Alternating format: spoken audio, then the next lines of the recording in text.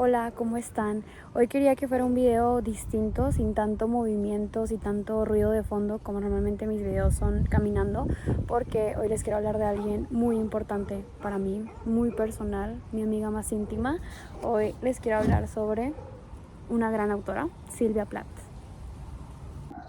La primera palabra que se me ocurrió para definir a Sylvia fue que es una mujer sumamente consciente. Creo que es una mujer que estaba muy aterrizada en la realidad y creo que esa misma noción de la realidad fue lo que la enfermó.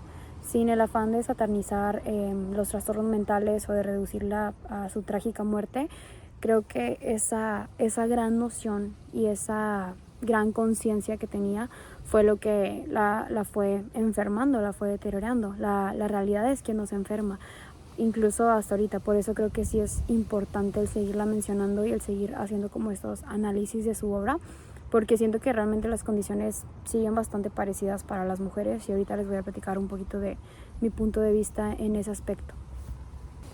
Pues Sylvia fue una poeta y una escritora estadounidense. Ella conoció la fama póstuma y en vida sí llegó a publicar muchos cuentos, poemas, todo eso, pero no tuvo el mismo reconocimiento que está teniendo en este momento. Bueno, entonces ella sí era como que una escritora activa en su momento, pero era más conocida en los pequeños círculos como en las universidades o así. A pesar de eso, Sylvia siempre fue una mujer que resaltó en todos los aspectos en los que estaba involucrada.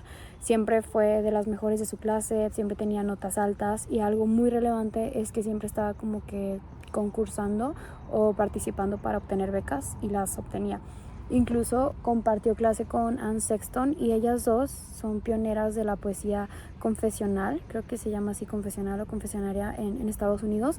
Entonces imagínate tenerlas a ellas dos alumnas y en lo que se convirtieron para la poesía. Entonces Sylvia siempre destacó y siento que también diría que fue una mujer que conoció todas las vidas de cierta forma.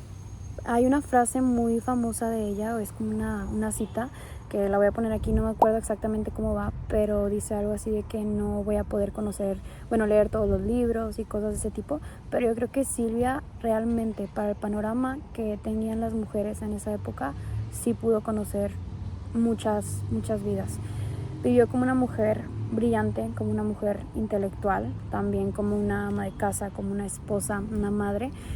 Y esto nos lleva a su famosa metáfora del árbol de higos, que la menciona mucho en La campana de cristal, en donde ella veía como todas estas posibilidades, pero no podía elegir una. O sea, veía la posibilidad de ser esposa, de ser madre, de ser poeta, de ser escritora, de ser periodista. Había muchas opciones porque les digo, era una mujer brillante, pero ella sentía que si tomaba una, por ejemplo, si ella quería como hacer su camino 100% como escritora, no iba a poder ser madre o no iba a poder casarse. Y eso era un anhelo que, bueno, ahorita apenas estoy leyendo los diarios de Sylvia Plath, pero es algo que desde las primeras páginas lo deja muy marcado, de que ella quería tener a esa persona especial, a ese hombre inteligente como ella, a ese compañero de vida, y pues sí era algo muy importante para ella. Entonces me pongo a pensar en cómo no podía como elegir lo que ella quería porque sentía que iba a perder lo otro, que también lo quería, que también lo anhelaba.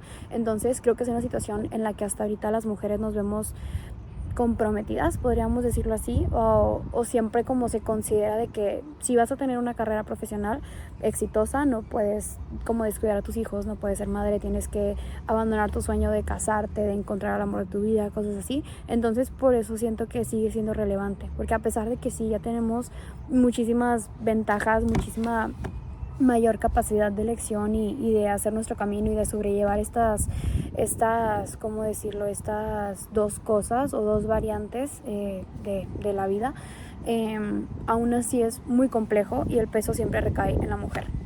No soy una historiadora de Plath, pero sí he visto como muchos videos en donde narran su historia y llega al punto en el que cuando es madre, ella aún así tenía su rutina de escritura como muy marcada, obviamente en horarios en los que no estaban despiertos sus hijos o no tenía como que tanta carga o tanto cuidado que tener con ellos. Se levantaba más temprano, lo hacía en la noche o todo eso, Y su esposo, Ted Hughes, él realmente nunca vio comprometida su carrera de esa forma. O sea, a Silvia realmente sí le preocupaba el hecho de que en qué momento voy a escribir, o si estoy cuidando bien a mis hijos, o todo eso.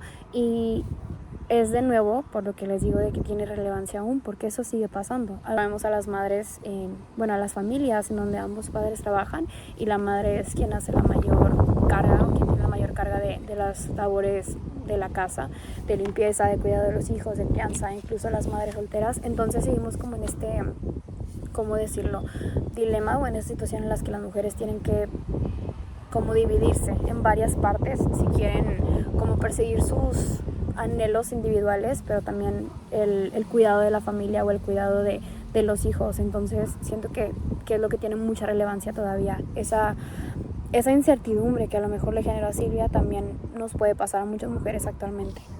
Y siento que a pesar de esta afirmación de que Silvia conoció muchas vidas, aún así ella se sentía estática, ella se sentía encerrada, en sus últimos meses de vida, encerrada en esa casa fría, al cuidado de sus hijos, encerrada en su propia mente, que es algo que también me llama mucho la atención de la obra de Silvia Plath, que desde siempre narra el cómo luchó contra estos temas de salud mental, contra estos pensamientos.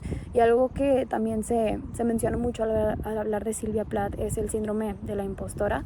Realmente pues, no es como tal algo que esté diagnosticado o algo así, pero incluso en los diarios, donde un día puede estar diciendo: soy una mujer brillante, me merezco estar con un hombre brillante, o todos son, o sea, como en ese punto de superioridad, o aceptando su inteligencia, aceptando su grandeza, y en el día siguiente va a poner de que mi poesía es un asco, no sé escribir, siento que soy un fracaso, cosas así.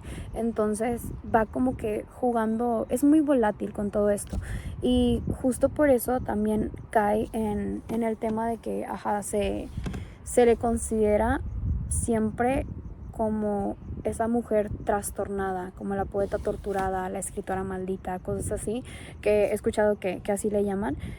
Pero realmente me pregunto de que eso no es algo normal entre los seres humanos. Obviamente la cultura y la sociedad nos hacen como estar entre estas dos variantes de: si estoy siendo un éxito aquí, a lo mejor estoy fracasando acá y me siento como un fracaso. O sea, como que todo lo va englobando.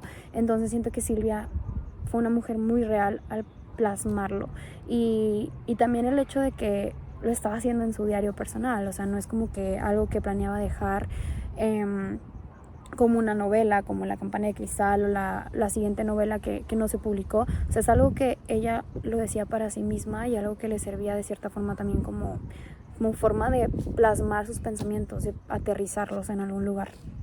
Entonces su diario nos da cierta apertura sobre su mundo mental, y eso es lo que más me fascina de Silvia, su transparencia, lo complejo que pueden llegar a ser estos pensamientos, y que a lo mejor no los expresamos, a lo mejor solo decimos como las cosas buenas de que sí, soy muy inteligente, sí, soy muy brillante, sí, todo eso, pero ¿y en dónde quedan los demás sentimientos o los demás pensamientos o percepciones que tenemos de nosotros mismos, que llegan a ser muy complejos, que llegan a ser vergonzosos e incómodos? No los decimos más que lo que escribimos en nuestras libretas, en nuestros diarios, o no sé, o lo que hablamos en terapia. Pero Silvia sí lo ponía, o lo plasmaba más bien en sus obras, tanto en sus diarios como en los poemas, como en la novela. Entonces siento que eso la hace una gran escritora, la realidad que logra plasmar en sus obras, la transparencia que tiene, y sobre todo la crudeza y la honestidad con la que logra escribir. Y siempre se ve a Silvia Plath, o ella misma se reconoce como una mujer ambiciosa, como una mujer que siempre quería más, que no iba a estar conforme, y justo esta misma realidad la sobrepasó. Pero ¿cómo le podemos hacer nosotros o nosotras para evitar que esta realidad o que este sistema nos sobrepase? Yo creo que la expresión artística sí puede ser una gran salida para esto, porque Silvia escribía, y en sus últimos días escribió incansablemente. Les digo, es en donde salieron sus mejores poemas. Incluso ella lo llegó a notar y le decía a su mamá de que estoy escribiendo lo mejor que nunca he escrito en mi vida, me voy a hacer famosa con esto y todo eso. Pero siento que es más el hecho también de poder compartirlo, porque Silvia estaba en este estado de soledad, aparte de que la estaba pasando muy mal, pues tanto emocional como mentalmente por todo lo que estaba pasando con su ex esposo Ted, Ted, batallaba con sus hijos, hacía mucho frío, se sentía como desolada. Entonces creo que es el hecho de que nosotros podamos plasmar nuestros sentimientos o nuestros pensamientos y tener a alguien con quien compartirlo, porque creo que Silvia sí llegó a mencionar lo sola que se llegó a sentir, no tenía apoyo para el cuidado de sus hijos, no tenía tampoco tantos recursos económicos, entonces ni cómo ganarse la vida porque estaba cuidando a sus hijos todo el tiempo.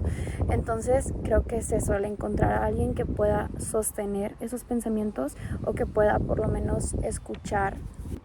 Entonces, creo que Silvia nos enseña a cómo debemos de expresarnos como mujeres, siempre siendo muy honestas, siendo muy crudas, incluso la llegaría a llamar como una mujer feroz, y por eso es una gran inspiración.